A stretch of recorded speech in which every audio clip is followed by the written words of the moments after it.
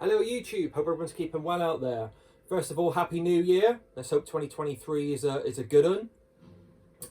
It's weird saying that now. I mean, as I'm recording this, it's the Sunday the 8th of January, so yeah, it seems a bit old hat saying that. And I hope everyone had a lovely Christmas with family, friends and loved ones, and try to chill as much as they could.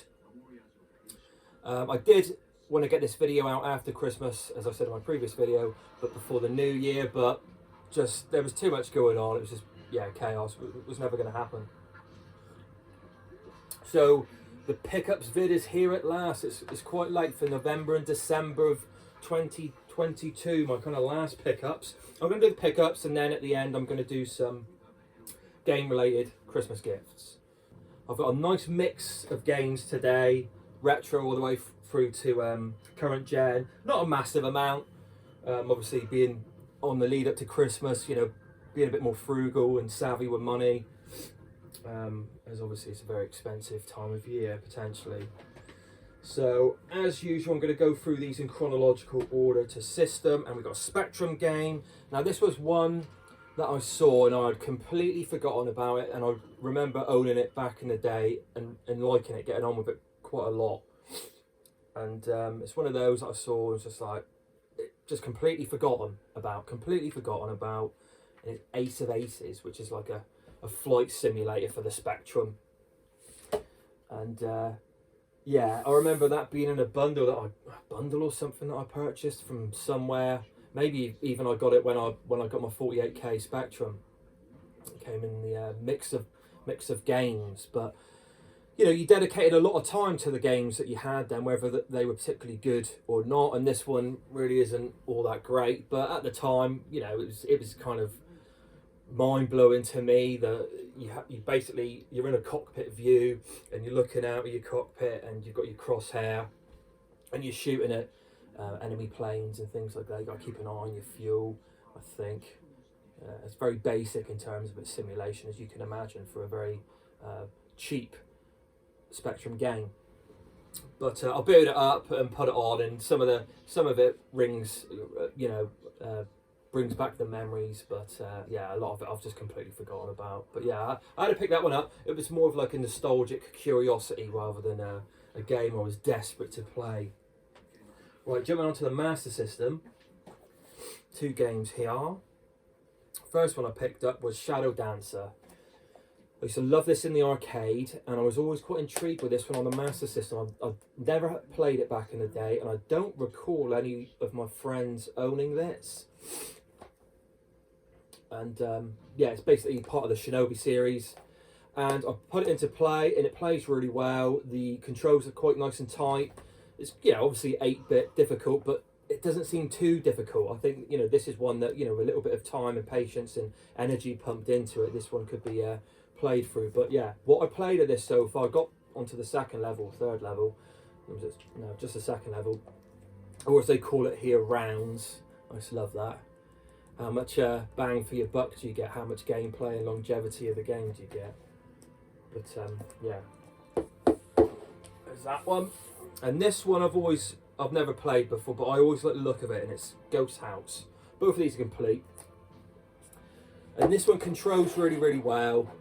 I like the setting of this in a haunted mansion, and the music in this is quite catchy, but I've got a feeling that I remember reading a review or seeing a review on YouTube where they say it's the same tune all the way through, so maybe I'll get sick to death of the theme by the end of the game. But what I've played is really good.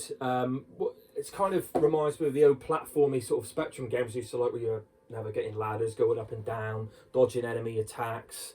But in this, you can slay your baddies by punching them. You can duck. All the controls are really nice and tight, but my God, it is a very busy game with the enemies. You know, you've got arrows flying at you, bats. Some fly quite slowly, and you can sort of time their jump, and some are much more erratic, and they're a bit more difficult to sort of hit. So yeah, it's yeah, quite a tasty game. I'm sure it's not going to be easy, but yeah, I really like what I played of it. Really good, lovely, colourful game. What next? The Sega Dreamcast. I recently, in a pickups video, picked up a official Sega Dreamcast racing wheel. And this was a game that I mentioned that I was looking for, and it's Four Wheel Thunder. Just an arcade four-wheel drive racer, really arcadey and fun, and that is what the Dreamcast is for me. Just an arcade machine at home, that sort of late 90s vibe to it. Yeah, it's got the typical sort of race music of late 90s dance music, which really I find really nostalgic. It just takes you back, even if they can sort of grate after a while, some of the tunes, but it just, you know, they're of their time, aren't they, those tunes. And I haven't put any time into this one yet, so I'm hoping to play that in the next couple of days, just to get a feel for it on the Wii, which supposedly, like I say, quite good. Right, onto the PlayStation 2. This is one that I found down a local charity shop for £1.50, and you know, it wasn't your typical sort of fare that you find in a charity shop. I've not heard of it before, and it's on in the background if any of you can make it out. It's Genji, and it's a kind of, I think it's an RPG light, but it's much more of a hack and slash action sort of game. And it does have a second game, I can't remember what it's called, Dawn of the Samurai, I think. And yeah, it's in lovely condition, all complete. But yeah, I love the feudal Japan setting. Yeah, never really see a game like that out in the wild in a charity shop, so that one was whipped up. Love me some samurai action. And this one, I really like my boxing games. This one looks nice and arcadey. The cover's dreadful, but it's Victorious Boxers 2. And I've booted this up and had a couple of rounds just in the exhibition mode or training mode or whatever. And yeah, nice and arcadey, plays quite nice. It's nice fluid animations for the PlayStation 2. It's got that very sort of Japanese anime look to it, and that kind of intrigued me as well, to see like a Japanese take on the boxing genre. But yeah, the cover's dreadful, isn't it? Really, really tacky. But it doesn't play too bad. I'm looking forward to giving that one much more time. Really love my boxing games. I've liked them all the way from the Master System with Rocky and Heavyweight Champ. I always really remember playing that on my neighbour's Master System, and yeah, really good games. Right, same generation, different console, the original Xbox. I love my boxing and I love my tennis, Top Spin, the original, I guess, on Xbox. It's supposed to be excellent. I love my tennis games, really, really good. Sometimes when a couple of friends come around, we play, well, obviously now we play on the PS3, or we used to play on the PS3. The PS4 tennis games have been dire, really, so I'm hoping that on the next generation we might get a nice new fresh tennis game. But I do like the arcadey sort of tennis games, you know, your Virtua Tennis 1 and 2 on the Dreamcast. I absolutely love those. Smash Tennis on is it Smash Tennis and Super Tennis on the Super Nintendo. Yeah, even, you know, tennis on the Wii was a novelty. Was it Smash Tennis? Yeah, Smash Tennis. I was right. Know what I'm on about. Sometimes. Right, game for the 3DS now. Now, this was a charity shop find, probably back in late November. One of the earliest games I picked up from this set.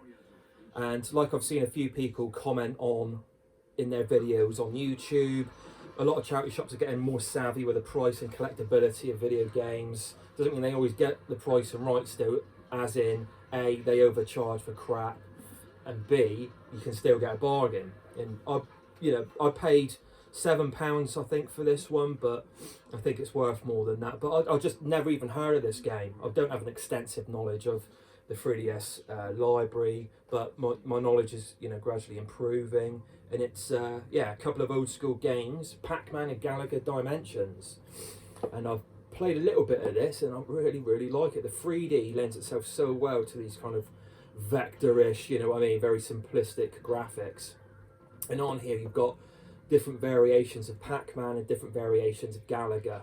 I've only played one sample from each game, but yeah, I was really pleased to find this one. It was amongst all the usual sort of tat there. There wasn't many 3DS, there's plenty of DS there, but it tends to be, was it Brain Training and maybe Nintendo, you know, just like your standard fare. But I saw this one pop out, and this one was the most expensive out of the lot, so yeah, they might have done a bit of research into their pricing in that particular charity shop. And that one, and yeah, very happy with that. Stay. Right, last couple of games for the PlayStation 4 and then on to Christmas gifts. I've always been a PlayStation man from the PS3, and this came out, I think it was on the 360, the Xbox 360, but it was one of those that I sort of looked over at the other platform and thought, oh, I'd really like to play that one. And it's got a remaster, and it's Alan Wake Remastered. Love my kind of horror. I think it's got like a Silent Hill-esque vibe to it, where you don't actually kill the enemies, but you use your torch or your light on them, or you use that just to sort of run away from them. I don't know. I haven't looked into it too much. I can't really remember, but really looking forward to playing that one. I think it's got much more of a better frame rate now on the PS4, and obviously its Xbox counterpart, the remaster. So yeah, looking forward to giving that one some more of my time. And another fighter. I love my fighters on well, the PS4. There's some absolute belters. This is a 2D fighter, and it's King of Fighters 15. This move might decide the entire match. Let's go! 15, Christ. Yeah, I remember playing this first time either in the arcades and really liking it, or one of the early ones on, yeah, this my mate's Mega Drive, my mate Rob's Mega Drive. And is it Joe Hayashi? Is it Joe Hayashi? Joe Hisashi, isn't it? Isn't it? Something like that. He's the kickboxer dude, basically like Sagat from Street Fighter 2. I used to really like him. You got Terry Bogard, who's obviously got a huge sort of fan base, but there's 39 characters on this one to play, and I've had a quick go on it, and it's one of those games I think it needs much more of my time to sort of learn the moves. It's much more pick up and play, say games like I find anyway, Tekken and the Street Fighter franchise. I sort of know the move sets a bit more, so I really need to look at the command list in these for the characters, and yeah, give this a bit more of my time. But I remember playing this a lot on the Neo Geo Mini that I've got downstairs, connected to like a spare TV down there in our dining room. Yeah, really arcadey, good action, fun. Great 2D fighter this, and they've really upped the graphics as you would expect on the PlayStation 4. I think the general say was that King of Fighters 14 didn't quite have the polish, graphical polish and presentation that maybe gamers were expecting and wanting, but this one they've delivered much more. Right, anyway, enough of that. On with the gifts. So, yeah, it's only a few little things, really. I've got PlayStation socks. Shouldn't really be showing this, should I? Tap. And a little PlayStation keyring. And I thought this was cool from the wife as a stocking filler. PlayStation playing cards.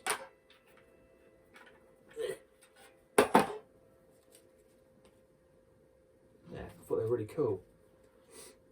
I like that sort of thing. So anyway, those were the presents I received, and whilst I was, you know, on Christmas Day, I had some Christmas music on in the background. I was helping my daughter open her presents, and my wife disappeared, and then she came back, and she said, "Oh, look what Santa's brought you as well," and she had this big box that she put on the floor, and I thought, oh fuck, I know what that is. I think I know what that is. And bless her, she went and got me a PlayStation 5 console with God of War Ragnarok, which I've started playing, and yeah, really enjoyed it. I haven't got too far in it because I want to finish off Ni no Kuni. I'm getting right near the end of Ni no Kuni that I mentioned in my previous video. I've pumped in another, I don't know, 20 odd hours into that over the Christmas period, and I want to see that one off. But I've been playing little bits of this just to keep me up with the story.